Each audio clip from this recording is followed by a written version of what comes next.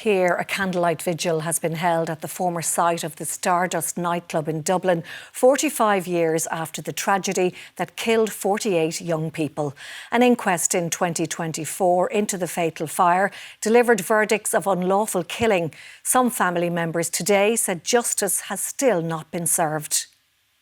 Flowers to remember the 48 who lost their lives when a fire ripped through the Artane nightclub in the early hours of Valentine's Day in 1981. The vigil was led by Maurice McHugh, whose only child, Caroline, perished in the fire. Representatives of the emergency services and Defence Force veterans laid wreaths, and Claire Bird, the wife of late Stardust supporter Charlie, read the names of all 48. Jacqueline Croker. It's always sad when you're standing down here. This is particularly sad because this is where they all died. But it's been a lovely day with everyone turned up and a lovely candlelight vigil for a memory of the 48 unlawfully killed.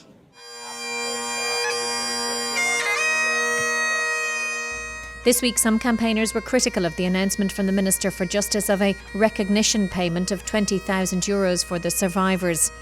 Then this morning, a smaller group of families met, retracing the steps they took 45 years ago to what was then the city morgue.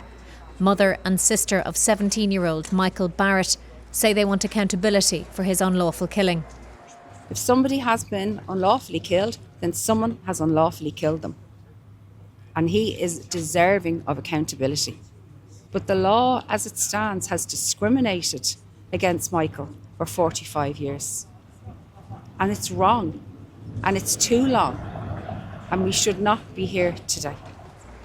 They were joined by 3 other family members, relatives of Murtagh Kavanagh, Eugene Hogan and Paula Byrne.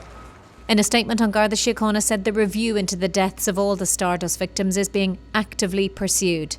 For now, the families continue to wait. Maggie Doyle, RTE News, Dublin.